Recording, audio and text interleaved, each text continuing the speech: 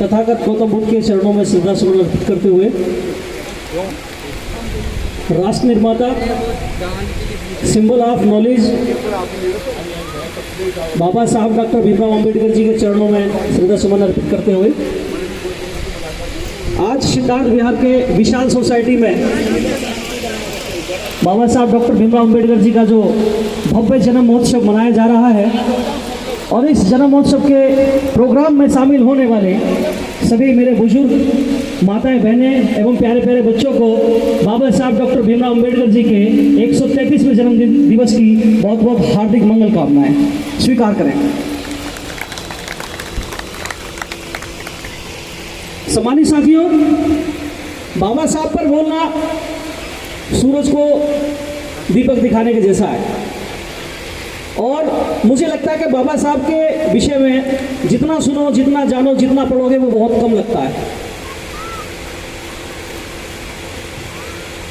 ये जो सोसाइटियां हैं, मैं थोड़ा सा विषय से हटकर बात करूंगा कमेटी जी, मैं आपसे, क्योंकि एक्चुअली में होता क्या है कि आज तक एक परंपरा थी कि भाई सोसाइटियों में डॉक्टर अंबेडकर के मानने वाले लोग नहीं रहते, क्योंकि सोसाइटियों में हाई राइज बिल्डिंगों के बीच में बाबा साहब डॉक्टर अंबेडकर जी के प्रोग्राम अभी तक नहीं होते थे। लेकिन इस 2024 में ये तीसरा प्रोग्राम मेरा है जो हाई राइज बिल्डिंगों के बीच में हो रहा है। इसके लिए आप सबकी जागरूकता काबिल तारीफ है।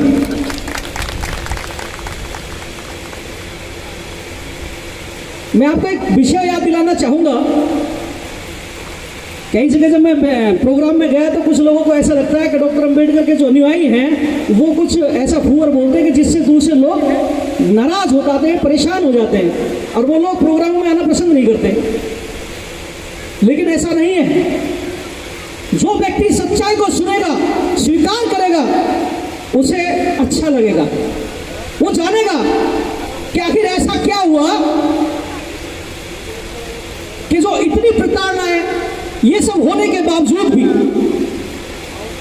एक व्यक्ति ने पूरी व्यवस्था को ही चेंज कर दिया। तो मैं आपको जाति तोरक मंडल के पास लेकर चलूंगा 1935 में। सम्मानित साथियों, आज कुछ लोग ये कहते हैं कि बाबा साहब डॉक्टर भीमराव अंबेडकर ने हिंदू धर्म को कमजोर करने के लिए या हिंदू धर्म की व्यवस्था को तहस-नहस करने वाले काम किए। मैं उनको ये बताना चाहता हूं कि डॉक्टर भीमराव अंबेडकर ने इस हिंदू व्यवस्था को मजबूत करने के बारे में भी किस किस तरीके से और किस किस समय चेताया, बताया और उन लोगों को ये जानकारी दी कि आप लोग अगर समय रहते हुए नहीं समझे तो आप अल्पसंख्यक हो जाएंगे। जाति तोरक मंडल का जो प्रोग्राम था, बाबा साहब को उस प्रोग्राम का अध्यक्ष चुना गया और बाबा साहब ने जब अपना अध्यक्षीय भाषण तैयार किया तो जाति तोरक मंडल ने बाबा साहब से अपना प्रोग्राम, उनका भाषण, अध्यक्षीय भाषण मंगाया। उन्होंने पढ़ा।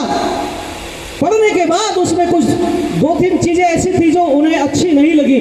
उन्होंने कहा बाबा साहब से कि बाबा साहब अपने इस भाषण को थोड़ा सा सॉफ्ट कर दें और इसमें से धर्म का जो कॉलम है उसे हटा दें। तो बाबा साहब ने कहा कि मेरे धर्म पर उंगली करने वाले, उंगली दिखाने वाले, आप मेरी आस्था पे प्रश्न चिन्ह लगाने वाले आप कोई नहीं होते। मैं ये अधिकार किसी को नहीं देता। बाबा साहब ने अपने उस भाषण में कहा, जो आज एक संगठन बड़ी बातें करता है समरसता की, वो कहता है हम देश में समरसता स्थापित करना चाहते हैं, जाति व्यवस्था को समाप्त करना चाहते हैं। बाबा साहब ने 1935 में इस बात को कहा कि सुनो हिंदुओं, अगर तुमने इस जाति जैसे राक्षस को हिंदू धर्म से खत्म नहीं किया तो भारत के अंदर मिशनरी आ चुके हैं और मिशनरी अपने हाथ में बाइबल लेके चलते हैं और प्यार का और मोहब्बत का पैगाम सुनाते हैं। मानव की बात करते हैं, वो जाति भेद नहीं करते।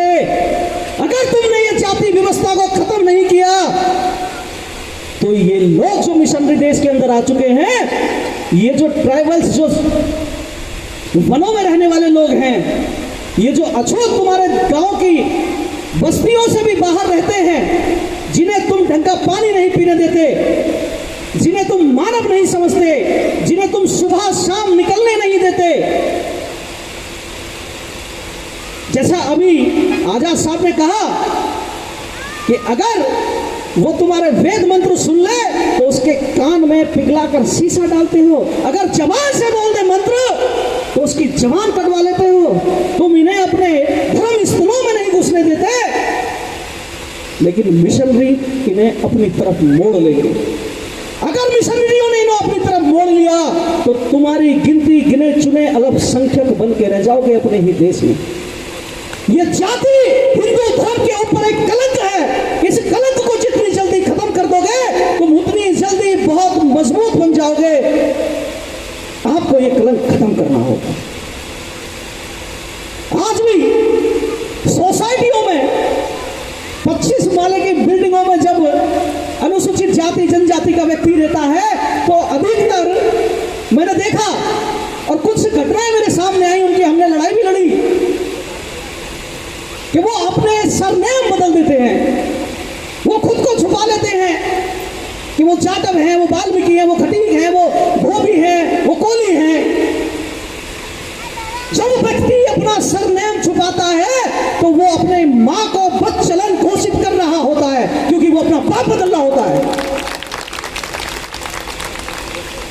मुझे गर्व हो रहा है आप सब पर कि आप ऐसी सिद्धार्थ विहार जैसी इस वीआईपी कॉलोनी के अंदर इतना भव्य प्रोग्राम कर रहे हो। मैं आयोजक कमेटी का बहुत बहुत धन्यवाद करता हूं।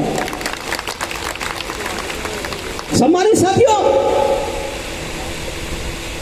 ये तो हुई बाबा साहब की बात कि बाबा साहब ने हिंदू धर्म को बार बार इस बात से जताया कि तुम जो गैर बराबरी, ऊंच नीच, छुआछूत की व्यवस्था को कायम रखने पर जोर देते हो, इसे जितनी जल्दी तुम खत्म कर दोगे उतने मजबूत हो जाओगे। यही कारण हुआ देश के अंदर मुगलों ने शासन किया, यही कारण रहा कि देश के अंदर अंग्रेजों ने शासन किया। कहां थे वो योद्धा जो अपने आप को ये कहते हैं वो वीर जवान, वो बॉर्डरों पे जाकर लड़ने वाले?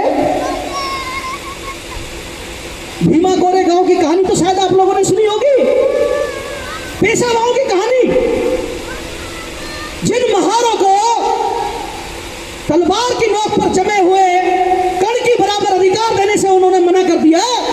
और जब ये बात अंग्रेजों को पता चली तो उन अंग्रेजों ने उन महारों की 500 लोगों की फौज तैयार कर पेशवाओं पे जब चढ़ाई करी तो पेशवाओं की 28,000 की सेना को एक ही रात में गाजर मूली की तरह काट कर रख दिया।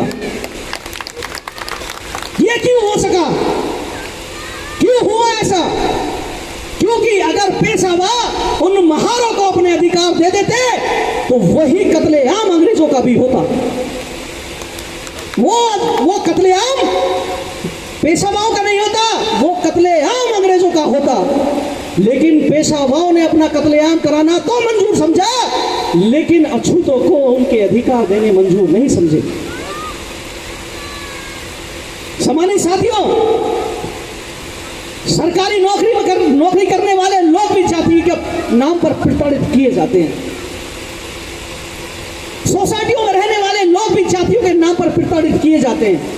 लेकिन जब वो रूट से अलग हो जाते हैं, जमीन को छोड़ देते हैं, जब अपने मोहल्ले परिवारों से दूर हो जाते हैं, जब वो हाई लाइफ को मेंटेन करने में लग जाते हैं, जब वो खुद को छिपाने में लग जाते हैं, नकली जिंदगी जीने में लग जाते हैं, तो वो अपना दर्द भी नहीं बयां कर पाते। तो मैं अपने सम्मानित समाज से यह कहना चाहूंगा कि डॉक्टर अंबेडकर का अनुयायी होना किसी का विरोध करना नहीं है, लेकिन किसी का दमन सहना भी डॉक्टर अंबेडकर अनुयायी होना बिल्कुल नहीं है। हम किसी के ऊपर अत्याचार नहीं कर सकते तो हम अत्याचार भी नहीं सकेंगे। यह डॉक्टर अंबेडकर का अनुयायी होना है। डॉक्टर अंबेडकर का अनुयायी होना है कि अपने अधिकारों को लड़के डट के और मजबूती से हासिल करो। जरूरत पड़े कलम से लड़ाई लड़ो, जरूरत पड़े आत्मसम्मान के लिए तो तलवार से भी लड़ाई लड़ो, लेकिन अपने आन बान शान और अपने सम्मान को बचाने की लड़ाई लड़ो। अपने अपने बच्चों को पढ़ाने के साथ साथ इतना मातम बल भी उनके अंदर तैयार करो कि रोहित मेहुल्ला बनकर वो इन यूनिवर्सिटी में जाने के बाद आत्महत्या करने पर मजबूर ना हो। आप बच्चे को पढ़ाने पे ध्यान रखते हो, लेकिन उसका मनोबल वहां टूटता है जब वो यूनिवर्सिटियों में जाता है, जब लोग कहते हैं तू तो आरक्षण की देन है भाई, तू कौन सा अपनी मेहनत के अंक प्राप्त करके यूनिवर्सिटी में आया, पीएचडी कर रहा, तू तो सरकार के ऊपर बोझ है, तू तो हमारे दिए हुए टैक्स से पल रहा है। हमारे बच्चे डिप्रेशन में चले जाते हैं, नतीजा निकलता रोहित वेमुल्ला जैसे हमारे पीएचडी होल्डर युवा अंबेडकर राइट को जीने वाले युवा आत्महत्या करके अपनी जान दे देते हैं। बच्चों को पढ़ाओ, लेकिन उन्हें जुझारू भी बनाओ, उन्हें लड़ने वाला बनाओ, उन्हें कलम के दम पर भी लड़ने वाला बनाओ, उन्हें मानसिक तौर पर लड़ने वाला भी बनाओ।